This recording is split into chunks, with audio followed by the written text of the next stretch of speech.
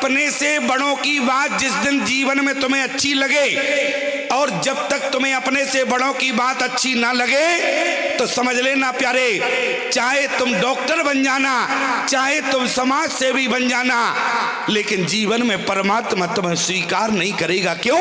क्योंकि तुमने अपने माँ बाप को स्वीकार नहीं किया, और जिस दिन तुम अपने माँ बाप को स्वीकार करोगे परमात्मा तुम्हें अपने आप स्वीकार कर लेगा प्यारे, अपने आप स्वीकार करेगा। जरा विचार करना, 84 लाख योनियों में यदि हम बात करें, आज 84 लाख योनियों में माँ का सानिध्य तो आपको कुछ ना कुछ समय के लिए अवश्य मिलेगा। 84 लाख योनियों में माँ का सानिध्य आपको कुछ ना कुछ समय के लिए अवश्य मिलेगा प्यारे, लेकिन पिता की सेवा का अवसर, पिता की आज्ञा का पालन करने का अवसर यदि मिलता है तो वो केवल मानव योनि में मिलता प्यारे, दूसरा कोई योनि नहीं जिसमें पिता की सेवा करने का अवसर मिले, पिता की आज्ञा का पालन करने का सौभाग्य मिले। जरा विचार करना, आज लोग अपने माता पिता का अपमान करते हैं। माता पिता परमात्मा से बढ़कर होता है। मैं आपसे केवल इतना कहना चाहता हूं, एक व्यक्ति था, उसके नौजवान बेटा था, पत्नी उसकी गुजर गई थी। बेटे ने अपने पिता को, बूढ़े बाप को घर से निकाल दिया। बूढ़ा बाप था तो समाज में कहां जाता, बूढ़ा बाप समाज में कहां जाता। आज वो जाके तीर्थ में रहने लगा, तीर्थ में निवास कर रहा था। अंत समय आया, अधिक वृद्धावस्था आई, लोगों ने कहा अब तुम बुढ़ापा आ गया है, एक काम करो घर चले जाओ। उसने कहा जिस नौजवान बेटे ने इस बाप को घर से निकाल दिया हो, क्या वो अंत समय इस बूढ़े बाप की सेवा करेगा? लोगों ने कहा इतना दिन हो गया, हो सकता हो कि तुम्हारे बेटे की प्रवृत्ति बदल गई हो। आज लोगों ने जबरदस्ती किया, उसको घर भेज दिया। जैसे ही वो घर आया प्यारे, नौजवान बेटा दरवाजे पर बैठा हुआ था। बूढ़े बाप ने जैसे एक कदम रखा, उसी समय नौजवान बेटा बोला खबरदार वहीं खड़े रहो। बूढ़े बाप ने एक कदम रखा, बेटे ने कहा कि खबरदार वहीं खड़े रहो, एक कदम भी आगे बढ़ाया। बूढ़े बाप ने कहा कि बेटा मैं तुम्हारा पिता हूं, जानता हूं। और बेटा उठा, तुरंत अंदर चला गया। पिता को लगा कि शायद पत्नी से अनुमति लेने गया होगा कि बूढ़ा बाप आया है, बताओ क्या करना है। आज अंदर से बेटा आया प्यारे, हाथ में 10 मीटर का सफेद कपड़ा था, बूढ़े बाप के ऊपर फेंक दिया। इस 10 मीटर का सफेद कपड़ा ले जाओ। बाप ने कहा ये किस लिए है? बेटे ने कहा ये 10 मीटर का सफेद कपड़ा ले जाओ, और कहीं मर भी जाओगे तो तुम्हारे कफन के काम आएगा। उसी समय बाप ने 10 मीटर के कपड़े में से 2 टुकड़े किए और 5 मीटर का टुकड़ा उस नौजवान बेटे के ऊपर फेंक दिया। बेटे ने कहा ये क्या कर रहे हो? बाप ने कहा कि बेटा जैसे मेरा नालायक बेटा निकल गया, कहीं तुम्हारा भी बेटा नालायक निकल गया तो 5 मीटर तुम रखो, 5 मीटर मैं रखता हूं, तुम्हारे भी कफन के काम आएगा, इसलिए 5 मीटर तुम रखो। याद रखना प्यारे, माता पिता भगवान से बढ़कर होते हैं, और जो बेटा अपने माता पिता का सम्मान करता है उसको प्यारे जीवन में सुंदर कांड ही होता है। आज के नौजवान को लेकिन अपने से बड़ों की बात अच्छी नहीं लगती। प्रमाण बोले जाम बनते के अरे बचन सुहाए, और सुन हनुमंत हृदय अति भाई। जिस समय जनक जी ने कितना कहा, और जब सारे लोगों ने कहा लक्ष्मण आंखें लाल पीली हैं, बोलना नहीं आता। लक्ष्मण ने कहा बोलना तो जानते हैं लेकिन क्या करें? अरे क्यों नहीं बोल रहे हो? बोले कहे न सकत रघुवीर डर। अरे नौजवानी, अरे जवानी तो वो होना चाहिए जो अपने से बड़ों के अंडर में रहे प्यारे, उसी का नाम जवानी होता है। माता पिता को गाली देना, माता पिता का अपमान करना, इसका नाम जवानी नहीं है। जवानी का नाम अपने माता पिता के चरणों में समर्पित हो जाना, माता पिता की आज्ञा का पालन करना, इसी का नाम जवानी है प्यारे। बोले जाम बनते के अरे बचन सुहाए, और सुन हनुमंत हृदय अति भाई। उसी समय प्यारे हनुमान जी महाराज ने बताओ सुंदर कांड में जहाँ से छलांग लगाई वो सुंदराचल पर्वत है। मंदराचल पर्वत भी पास में, लेकिन इसके बाद भी हनुमान जी महाराज सुंदराचल पर्वत पर चढ़े हैं। क्यों हनुमान जी महाराज इसलिए चढ़े हैं, कार्य सुंदर है। कार्य कौन सा सुंदर है? एक तो राम काज है, और राम काज में भी वो भी भक्ति का दर्शन है। अरे जीवन में काम कार्य कब सुंदर होगा? जीवन में जिस दिन हमें भक्ति प्राप्त हो जाए प्यारे, उसी दिन हमारा जीवन सुंदर हो जाएगा। हनुमान जी महाराज ने छलांग लगाई, आप सब जानते हैं, लंका में गए। लेकिन इसके बाद बताओ गोस्वामी जी ने क्या लिखा? बोले विभीषण जी ने कहा जो गति विभीषण सकल सुनाई, चले पवन सुत विदा कराई। कई बार सुना होगा आपने, लेकिन जिस समय गोस्वामी जी ने लिखा हनुमान जी महाराज अशोक वाटिका में प्रवेश किए, अशोक वृक्ष के ऊपर बैठे हैं, उसी समय क्या लिखा? बोले तही अवसर रावण तही आवा। एक कौन सा अवसर है? जिस समय रावण को रात्रि में स्वप्न आया, जिस समय रावण को स्वप्न आया, तही अवसर रावण तही आवा। रावण को स्वप्न आया कि एक बंदर ने प्रवेश कर लिया है, तो रावण उसी समय पहुंच गया जानकी को धमकाने के लिए। क्यों? रावण अपना मोक्ष चाहता है, और जानकी को धमकाने का मतलब क्या है? आज धमकाने का केवल इतना मतलब है प्यारे कि रावण चाहता है कि जो बानर आया है वो सुन ले और राम जी से जाके कह दे कि जानकी को बहुत कष्ट है, तो राम जी आने में विलंब न करे, तुरंत लंका में आए और इस रावण का उद्धार कर दे। लेकिन ध्यान देना प्यारे, उसी समय सपने किसको आया? तिरजट नाम राक्षसी का राम चरण रति निपुण विवेका। त्रिजटा को भी स्वप्न आया, लेकिन रावण के स्वप्न को पूरा हनुमान जी ने नहीं किया, और प्यारे त्रिजटा के स्वप्न को पूरा हनुमान जी ने किया। और त्रिजटा ने अपना स्वप्न सबको सुनाया। अंत में माता जानकी ने क्या कहा? त्रिजटा सने बोली कर जोरी, ओ माते विपति संग नीत मोरी।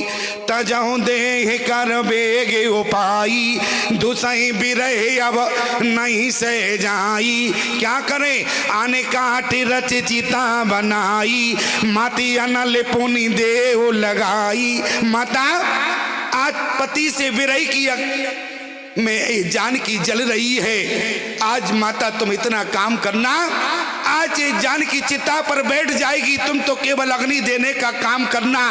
त्रिजटा ने कहा कि सीता तुम स्वयं जगत की जननी हो और तुमने मुझे माँ कहा है, लेकिन तुम ये भी नहीं जानती कि माँ अरे बेटी को डोली में बिठाती है लेकिन चिता में अग्नि नहीं देती। और मांग क्या रही हो? त्रिजट सनी बोली करे जोरी, मात विपत संग नीत मोरी। तजहु दे कर बेगी उपाई, दुसई बिरहे अब नहीं से जाई। आन काटी रच चिता बनाई, माती अनल पुनि देव लगाई। उसी समय मैया त्रिजटा ने क्या कहा कि बेटी तुमने मुझे माँ कहा है, इसलिए सीता में तुम्हें अग्नि नहीं दे सकती। बोले निसिना अनल, मना कर दिया। बोले निसिना अनल मिले, अरे सोने सुकुमारी, ओ आसी कहे सोने जे भवाने सिदारी। जानकी ने विलाप किया। बोले कहे सीता विधि बा प्रतिकूला, मिलई न पावक मिटई न सूला। आज जानकी लंका में बैठकर अग्नि मांग रही है। जानकी ने कहा यदि इस जानकी को अग्नि नहीं मिलेगी तो जानकी का आज दुख दूर नहीं होगा। किसी ने कहा एक बात समझ में नहीं आई, जानकी जब अग्नि में बैठी है इसके बाद भी अग्नि मांग रही है, विडंबना क्या है? अरे अग्नि ने जानकी को जलाने का काम नहीं किया, जो जानकी अग्नि में है इसके बाद भी अग्नि ने जानकी को नहीं जलाया। किसी ने अग्नि से कहा कि अग्नि तुमने जानकी को जलाने का काम क्यों नहीं किया? उसी समय अग्नि ने कहा क्या करें, हम तो जानकी को 2 मिनट में जला के खाक कर देते, फिर क्यों नहीं जलाया? उसी समय अग्नि ने कहा कि जिस समय राम जी ने कहा कि सुनो प्रियाव्रत रुचिर सुशीला, मैं कछु करिब ललित नर लीला, तुम पावक महि करो निवास। और जानकी जिस समय अग्नि में बैठने लगी उसी समय अग्नि कहती है, जानकी खाली अग्नि में नहीं बैठी, बोले प्रभु पद धरा ही है अरे अनल समानी, राम जी के चरणों को हृदय में रखा, इसके बाद में अग्नि बैठी। जानकी जानती थी ये अग्नि मुझे जलाकर खाक कर देगी, लेकिन जब राम जी के चरणों को रखा तो अग्नि ने कहा मैं जला ना सकी। क्यों? क्योंकि राम जी के चरणों से निकली है गंगा, और अग्नि ने कहा जहां पर गंगा प्रवाहित होती हो वहां अग्नि का अस्तित्व समाप्त हो जाता है, इसलिए मैंने जानकी को जलाने में असमर्थ रही हूं। दूसरा क्या है? बोले निसिना नल मिले अरे सोने सुकुमारी, ओ आसे कहे सोने जे भावने सिधारी, कहे सीता विधि बा प्रतिकूला, मिले न पावक मिटे न सूला।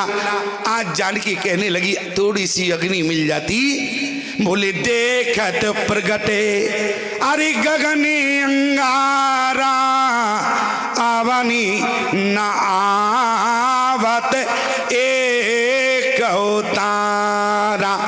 अब माता जानकी ने जब रुदन किया तो जिस समय माता जानकी रोई तो माता जानकी की आंखों से आंसू गिरा, और वो आंसू जमीन पर गिरा। और जमीन धरती कौन है? सीता की माँ है। माँ सब कुछ बर्दाश्त कर सकती है, लेकिन बेटी की आंखों में आंसू हो ये माँ से बर्दाश्त नहीं होता। आज धरती से आवाज आई, सीता इतने दिन तुम्हें लंका में आए हो गए, लेकिन आज तक तुम्हारी आंखों से आंसू नहीं गिरा, लेकिन आज तुम लंका में बैठकर रो रही हो। सीता ने कहा कि मैया किसी ने मुझे अग्नि नहीं दिया, किससे मांगा? बोली त्रिंजट सन बोली कर जोरी, मात विपत संग नीत मोरी, तजाऊ दे कर बेगी उपाई, दोसाई बिरहे हो नहीं से जाई। अच्छा आने काट रच चिता बनाई, मातिया नल पुनी, मैंने माता त्रिजटा से अग्नि मांगी। और बोले देखत प्रगटे अरे गगनी अंगारा, अवनी नावती एक अवतारा। किसी ने मुझे लंका में अग्नि नहीं दिया। उसी समय धरती माता ने कहा कि सीता तुमने कहाँ अग्नि मांगी? जहां तुम्हारा कोई नहीं है, सारे लोग परदेसी हैं, और परदेसियों के आगे जीवन में तुमने हाथ फैलाया तो तुम्हें कुछ नहीं मिलेगा। काश तुमने अपने भाई से मांगा होता तो भाई तुम्हें देने का प्रयास करता। अब सीता माता ने क्या कहा? सुनए बिनए मामा, किसी से मम शब्द नहीं है, ध्यान देना। सुंदरकांड पढ़ना, एक एक शब्द पढ़ना, लेकिन अशोक से क्या कहा? सुनए बिनए मामा, अरे बेटा पिया सो का, अरे सत्य नाम करे हरो मम सो का। क्या? नूतन किस लय अनल समाना, दे अगनि जन करही निदाना। आज तुम्हारे जे सूखे पत्ते अग्नि के समान तेज है, यदि जानकी के ऊपर गिर जाए तो जानकी जल के खाक हो जाएगी। लेकिन एक बात याद रखना, आज जिस समय अशोक से कहा, अशोक ने कहा कि सीता मैं तुम्हारा भाई हूं, और भाई से क्या मांग रही हो? अग्नि मांग रही हो? जरा विचार करना प्यारे। आज बहन जीवन भर भाई की कलाई में राखी बांधती है, और जिस समय बहन छोटी होती है, मैं उस समय की बात नहीं कर रहा हूं जब बहन को थोड़ा समझ आता है। बहन जिस समय एक भाई की कलाई में राखी बांधती है, बहन भाई की कलाई में तो राखी बांधती है, लेकिन भगवान से प्रार्थना करती है मेरे भाई के हाथ इतने लंबे करना, जिस समय इस बहन पर मुसीबत आवे भाई के हाथ इतने लंबे करना कि उस बहन तक पहुंच जावे प्यारे। और बहन का दुख बांटने के लिए पिता के बाद एक भाई सहारा होता है कि जो बहन के दुख दर्द बांट सकता है प्यारे। इसलिए माता सीता ने क्या कहा? बोले सोनए बिनए। ईमानदारी से बताओ, ये जितनी बैठी हैं सब बहनें हैं। आज यदि इनके पिता ना हो तो यदि मुसीबत काल में कोई याद आता है तो इन्हें केवल अपना भाई याद आता है। आज मेरा भाई होता, और मैं आपसे निवेदन करूं, जिस समय माता जानकी ने कहा कि अशोक, बोली सुनए बिनए मामा, अरे बेटा पिया सो का और सत्य नाम करे हर मम सो का नूतन किस लय अनल समाना दे अगनि जन करहि निदाना। आज जानकी ने कहा कि अशोक आज मुझे थोड़ी सी अग्नि दे देते तो जानकी जल के खाक हो जाती। अशोक ने कहा कि बहन सीता तुमने मुझे भाई कहा है, तुम भारतीय सनातन धर्म की बहन हो और भारतीय सनातन धर्म की बहन तुम इतना नहीं जानती कि तुमने मुझे भाई कहा है। और भारतीय सनातन धर्म में नारी को अग्नि देने का काम भाई नहीं करता है। भारतीय नारी को तो अग्नि केवल दो लोग देते हैं प्यारे, कौन? एक तो पति देता है, दूसरा उसका बेटा देता है। भारतीय नारी को तीसरा अग्नि कोई नहीं देता। क्यों? कौन अग्नि देता है? बोले मैं तो तुम्हारा भाई हूं, क्षमा करना सीता, भाई तुम्हें अग्नि नहीं देता है, भाई बहन को अग्नि नहीं दे सकता। लेकिन सीता ने कहा कि भैया मिले न पावक अरे मिटे न सूला और कह सीता विधि भाप टिकोला। लेकिन अशोक ने कहा कि बहन चिंता मत करो, आज तुमने इस भाई से कहा है और अग्नि तो केवल दो लोग देते हैं, एक तो पति दूसरा उसका बेटा। लेकिन सीता पति तो तुम्हारा है नहीं जो तुम्हें अग्नि देने का काम करेगा। लेकिन चिंता मत करो सीता, बोले तुम्हारा बेटा और हमारा भांजा हनुमान हमारी पीठ पर बैठा है, यही तुम्हें अग्नि देने का काम करेगा। और ईमानदारी से बताओ इतनी बड़ी लंका में किसी ने जानकी को अग्नि नहीं दिया तो अग्नि किसने दिया? हनुमान जी महाराज ने दिया। आप कहेंगे स्वामी जी कैसी बात करते हो, अरे हनुमान जी ने अग्नि दिया? अरे हनुमान जी ने तो मुद्र का दी है। इसका मतलब क्या है? तुमने सुंदर कांड को पढ़ा है लेकिन सुंदर कांड को समझा नहीं है प्यारी। हनुमान जी महाराज ने अग्नि दिया, प्रमाण है क्या? अच्छा देखो, जैसे ही हम दोहा कहेंगे तो तुरंत हल कहोगे, सही कहा, बिल्कुल यही कहोगे क्या? अच्छा जरा दोहे का प्रमाण देखो। बोले तब बोले कपि कर हृदय विचार अरे दीन मुद्रिका डार तब और जन अशोक अंगार। अंगार माने क्या होता है? छेना का रसगुल्ला। अंगार माने क्या होता है? अंगार माने होता है अग्नि। क्या होता है? अग्नि, छेना नहीं होता। देखो छेना की बात कही तो मुझे याद आ गई, हमारे राम बिहारी जी बैठे हैं, हम लोग छत्तीसगढ़ जाते हैं कथा करने के लिए।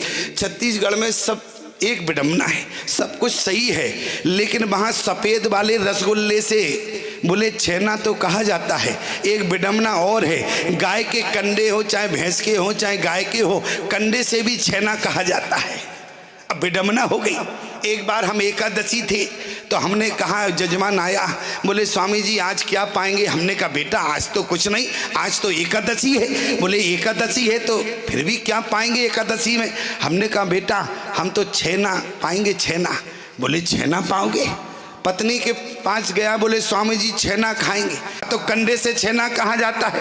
हमने कहा क्या मतलब, कितने खाएंगे? अरे 5-6 तो खाएंगे कम से कम। अरे पत्नी बोली छेनों की क्या कमी है? तुरंत आया तो डलिया भर के हमारे सामने रख दिया। हमने कहा दिमाग खराब है क्या?